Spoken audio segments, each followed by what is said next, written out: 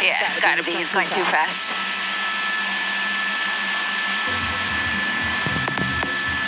Assignment desk, we're here.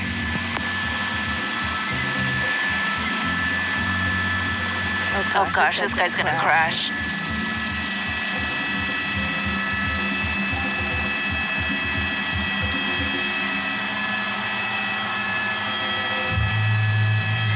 Yeah, he's going about 160. He's gonna kill someone.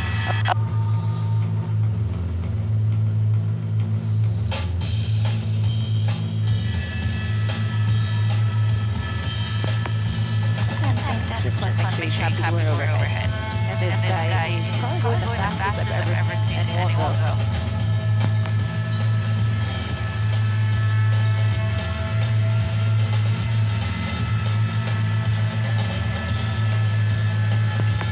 Yeah, it is. I hear the airship confirming speeds.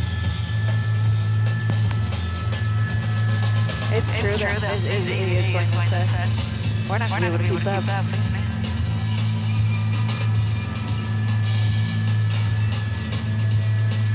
Looks like a Corvette.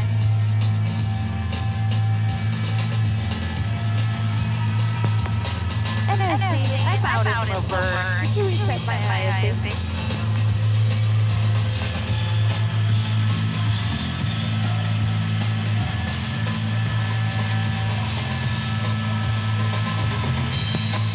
Hi, you there? Thank you.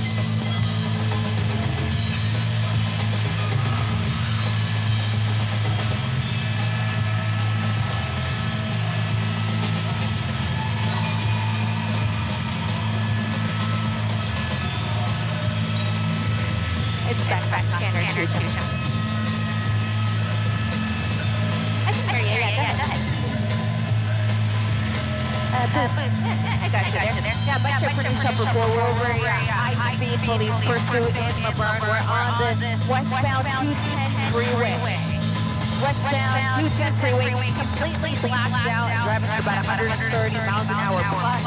It's a Corvette. The one is vehicle code violation. Vehicle code violation. Westbound 210 in San Dimas now. About 150 miles an hour. It's a Corvette. The one is vehicle code violation.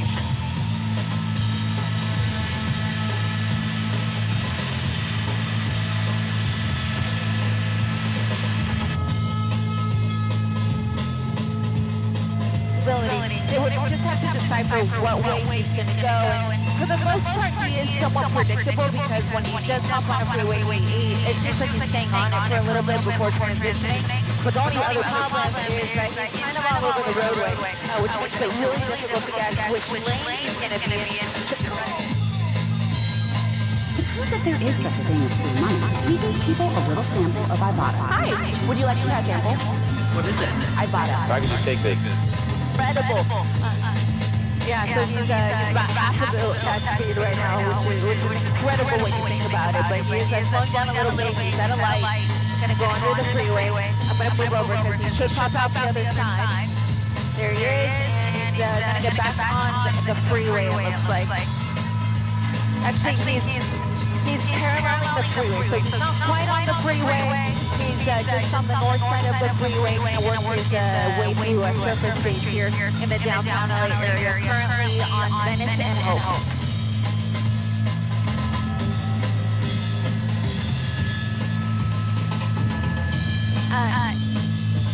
Yeah, so the nearest number street, yeah, it should be about 15th Street should be the nearest number street. So he's really not far from the buildings here in downtown. They just made a right turn, they said. I have to keep an ear on the scanner too. He's so easy to lose at the speeds that he's going out and then with all of the twists and turns here, he's a tough one to keep up with. It should pop out the other side of this apartment building. Yep, there he is. So he's on Grand. This is what makes it really difficult is when we've got all these high rises and a pursuit makes its way through here. So I'm keeping an ear on the scanner and just trying to keep tabs on him. But the airship is also saying that he's losing him in the buildings, understandably. I think he might have gone this way, but it's a guess.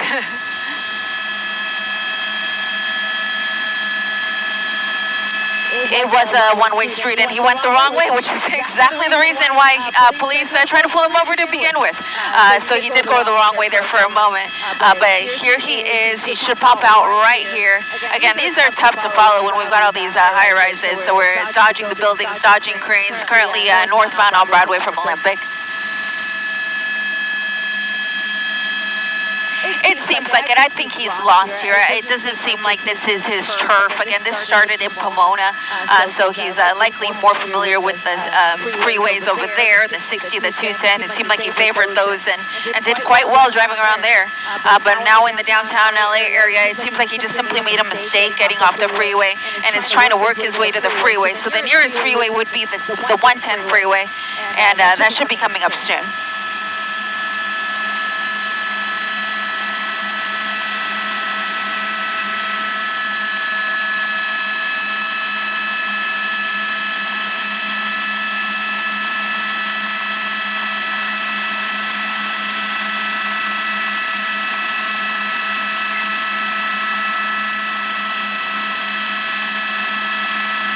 Yeah, hard to tell. I mean, it is a beautiful car, really, all things considered. It looks like definitely like a purplish blue. It's got a little bit of black. It seems like a black roof, a little bit of black on the hood. As you said, a high-performance car, a 2019 Corvette, and we have seen what this car can do. We saw speeds as fast as 160 miles an hour, and he really has slowed down a lot compared with the speeds we had seen. So I just saw him next to that building. We'll see if he pops out the other side here.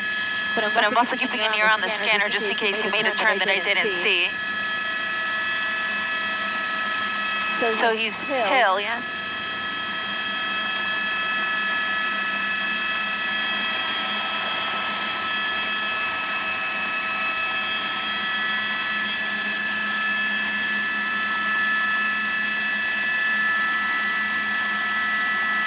And what I'm hearing from the police helicopters that they have him at Olive and Hill, which is pretty much where we're at, but they said that they're losing him. So he should be relatively behind this building here somewhere. So as we come around, perhaps we'll be able to catch a glimpse of him as well. But they say they still see him in this area, and they're just simply trying not to lose him.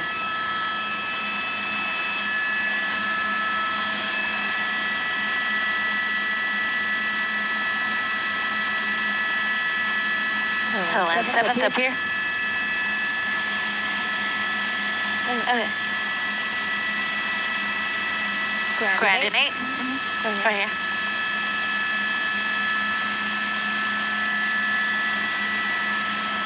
Yeah, so Colleen, he should be very close to here. So he's 8th and Grand. So he should be around this area. You see the police vehicle there trying to find him.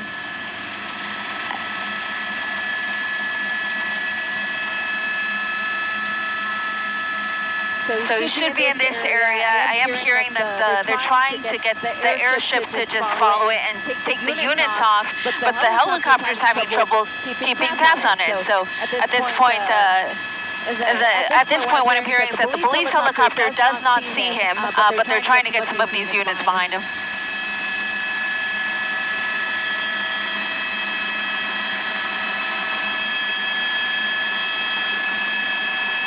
Yeah, I mean, if you want to get lost, this is the place to do it. I'm hearing that the last location they saw him at was 7th and Grand. So he should be very close to the U.S. Bank building.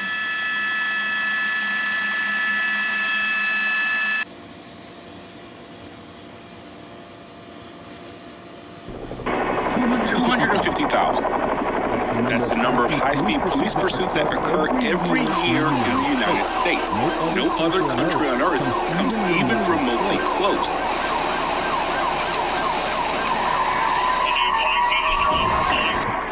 According to the California Highway Patrol, only 57.6% of the fleeing suspects were apprehended, leaving 42.4% of suspects to successfully evade arrest, and that number is only growing. A huge contributing factor to these successful high-speed evasions is the ever-increasing gap of outright top speed and performance of suspect vehicles when compared to the run-of-the-mill patrol vehicle.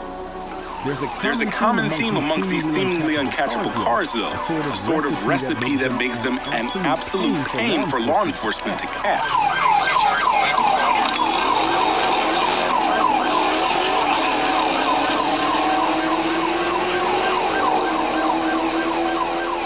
These ingredients don't consist of an ostentatious bright red Ferrari. Rather, the best getaway cars are those that can balance brutal acceleration, ridiculous top speed, and inconspicuous looks that only a trained eye can distinguish from a normal commuter. And they even have a name for it thanks to the British, who almost banned their very existence. On this episode of Explained, sponsored by Surfshark, we will take a deep dive into the rise of the super saloon and how it became the preferred method to evading authorities around the world. Historically, where you find organized crime, you will also find fast automobiles used to evade authorities. The 18th Amendment of the United States Constitution, which began the Prohibition era of the 20s and early 30s, made the manufacturing, sale, and transportation of intoxicating liquors illegal, which gave rise to bootleggers who transported moonshine from rural parts of Appalachia and imported liquors from Canada with hot-rodded vehicles to evade law enforcement. Their specialty was the Ford Model 18, which was more expensive and nearly identical to the Ford Model B used by law enforcement, but ditched the meager 50-horsepower inline four-cylinder for a flathead V8 that produced a healthier 65 horsepower and later up to 85 horsepower. According to bootleggers at the time, it was fast enough to stay one step ahead of the law, rugged enough for the mountain roads, and had a big enough trunk and back seat to squeeze in moonshine. This clear advantage of power, cargo space, and durability, combined with a skilled driver, made the Ford Model 18 the desired getaway car amongst moonshiners and bootleggers, even bank robbers like Bonnie and Clyde. This recipe of a bare-bones four-door sedan with a higher output power plant, a heavy-duty suspension, and braking components would be emulated by Ford and Chevrolet into police packages and sold directly to departments across the country. The 1954 two-door and four-door, for example, was offered with a police package that included an exclusive engine, the Interceptor engine, with more displacement than the standard flathead V8. The clutch, the alternator, the oil pan, the battery, and even the tires were beefed up to withstand 24-hour duty and became a hit amongst veteran drivers and police officials. By 1956, General Motors and the Chrysler Corporation would follow suit, offering specialized police equipment packages, and sparked an unofficial arms race across the Big Three to build faster and faster police cars. Dodge would end the arms race with their own super saloon disguised as a police car in 1968, the Dodge Polara Pursuit. These were ordered by the California Highway Patrol with the E86 engine code, which meant the 440 cubic inch wedge V8, a 4-barrel carburetor, a special camshaft grind, dual exhaust, and 375 horsepower and 480 pound-feet of torque. The 3.23 rear axle ratio hindered some acceleration performance, but gave the Polara Pursuit a 149.6 mile-per-hour top speed, which was recorded at Chrysler's test facility in Chelsea, Michigan. The 440 wedge wasn't the most powerful offering from Chrysler. That would have been the NASCAR-winning 426 Hemi, but the 440 Magnum wedge, combined with the lower axle ratio, meant even the most powerful muscle cars at the time couldn't outrun the Polara speed capabilities.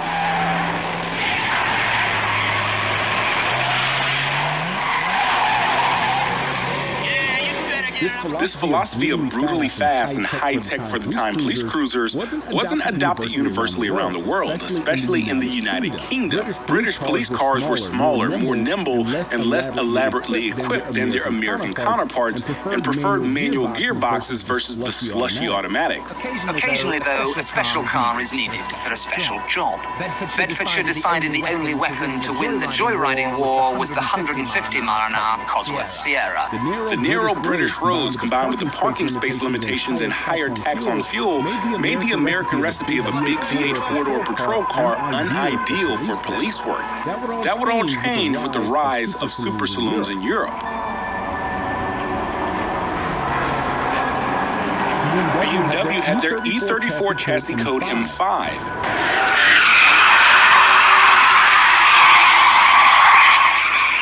The hand-assembled saloon born in BMW's motorsports facility outside of Munich and powered by a dual-overhead cam naturally aspirated inline-6 with individual throttle bodies and north of 300 horsepower. Mercedes had their wolf in sheep's clothing with the 500E, which was also hand-built and co-engineered with Porsche and was propelled by a 5-liter dual-overhead cam V8 designated as the M119.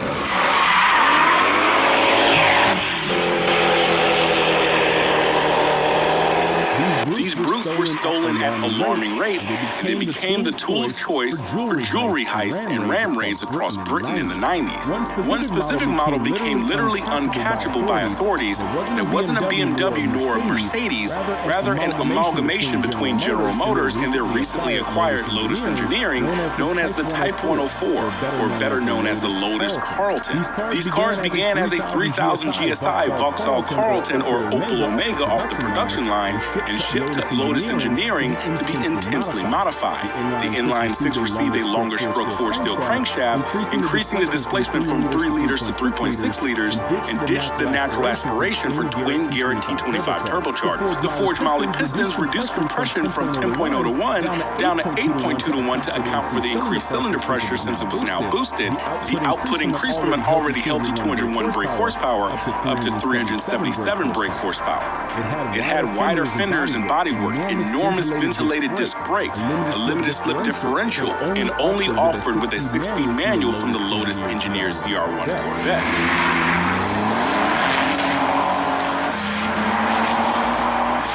The car wasn't made famous by its Ferrari Testarossa-like speed or Porsche 911 turbo rivaling technology, but rather a gang of ram raiders making a fool out of police in a stolen Imperial Green example. It was stolen on November 26, 1993 from a home in Worcestershire with the registration plate 40RA, and over the course of months was involved in multiple robberies totaling 20,000 British pounds in merchandise, and it couldn't be caught since the Austin Maestro Panda cars used by the police topped at 90 miles per hour, while the Lotus Carlton could achieve 177 miles per hour on the M6 motorway. Americans 49 and older with at least one illness or injury keeping them from working can receive monthly benefits up to $3,627. Here are some people who qualified and got their first check last month, and they will get another one next month. These benefits help them pay for rent, gas, groceries, or whatever they need. Simple. Body-on-frame, solid rear axle, high-performance sedans like the Impala SS with its Corvette LT1 small block were essentially a 9C1 Chevy Caprice police car in civilian attire. The Mercury Marauder and its more sophisticated dual-overhead cam modular V8 from the Mustang Mach-1 was a more impressive version of the Crown Victoria Police Interceptor, but still very reminiscent of its police car DNA. They didn't outclass their law enforcement counterparts by much of a margin, not until Dodge would reintroduce the Charger in 2006 on the Chrysler LX chassis.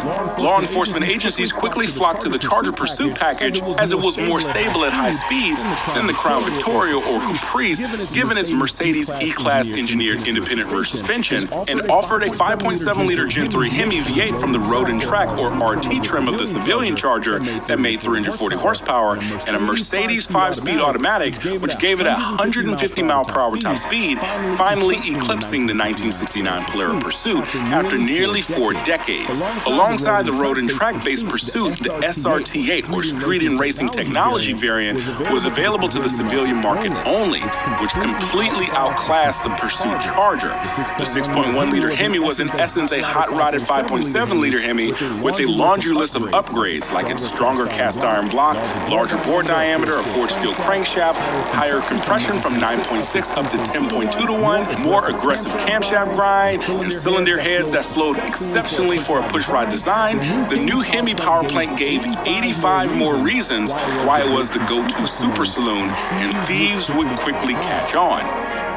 Older cars before the mid-90s were commonly the victim of thieves since the only anti-theft system was door locks and a keyed ignition lock cylinder. Thieves would bypass the ignition lock cylinder and complete the circuit to the ignition, giving power to the ECU and the starter motor without the need of a key. Newer cars like the SRT8 Charger have a transponder in the key that is coded specifically to the car's anti-theft computer. Even if the car is hot-wired, the anti-theft computer locks the ECU from firing the injectors and spark plugs, rendering the car unstartable and useless. This eliminated random low-level thefts, but then became a target for specialized criminals who knew how to exploit the security system. Thieves would carry blank uncoded keys and key programming computers. From there, they would program a new key after entering the special security code, and within a minute or so, they were off with the SRT8. According to the National Insurance Crime Bureau, the most popular model year of Charger thefts were the 2006, the first model year that came out, and police pursuits began to rise as criminals are more likely to evade police than giving up, especially while already in a stolen vehicle.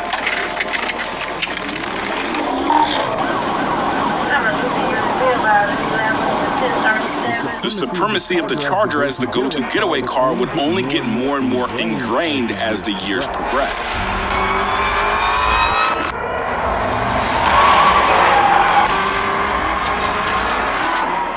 The SRT engines got consistently more powerful, going from a 6.1-liter Hemi to a 6.4-liter Hemi. Even higher trim models like the Hellcat introduced a 6.2-liter Hemi with a 2.4-liter twin-screw supercharger, making 707 horsepower, and later getting a bigger 2.7-liter supercharger and 797 horsepower.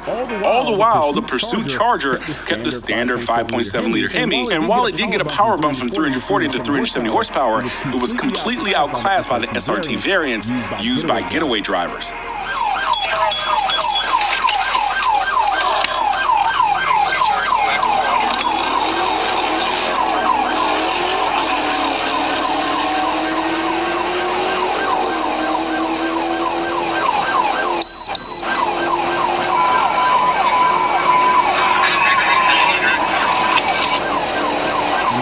Another overlooked quality of the Charger was that the V6 GT trim, a 5.7-liter Daytona, a 6.4-liter Scat Pack, a 6.2-liter supercharged Hellcat, and even the 800 horsepower Red Eye looked identical, helping them blend in with similar traffic and much harder to apprehend if law enforcement ever lost the line of sight. These advantages would be exploited to monumental proportions in an infamous black Dodge Charger in May of 2022. Trooper Jacob Bird began pursuit of a black Dodge Charger that was speeding in a residential neighborhood in Little Rock, Arkansas, and as soon as the chase began, it was over. The Charger was gone. 45 minutes later, it was spotted by Trooper Alan Johnson a couple miles east on the Wilbur D. Mills Freeway and would escape again. 3 months later in August, Trooper Spencer Morris spotted the Charger racing down the highway on the Tennessee-Arkansas border, but the Charger blacked out its taillights, and the skilled driver got away once more.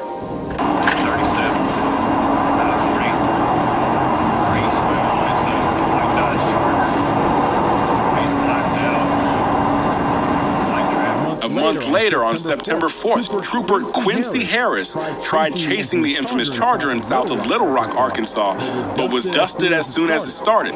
Suspecting the Charger, even though it's cladded in RT trim, it most likely had a modified Hemi engine or could even be an SRT Hellcat with RT body cladding to fool the police.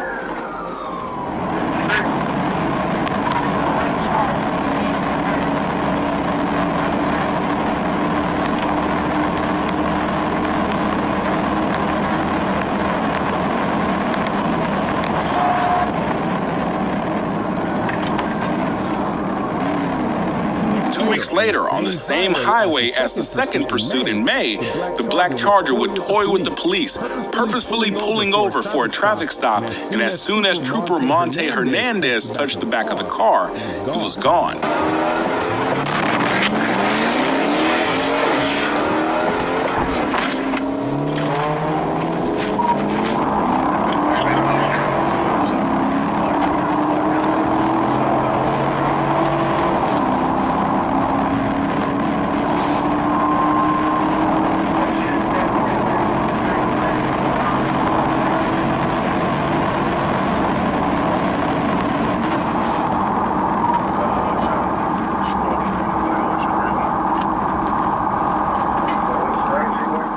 As many as 14 chases later, and even a recent encounter in October of 2023, this Charger hasn't been caught and probably never will.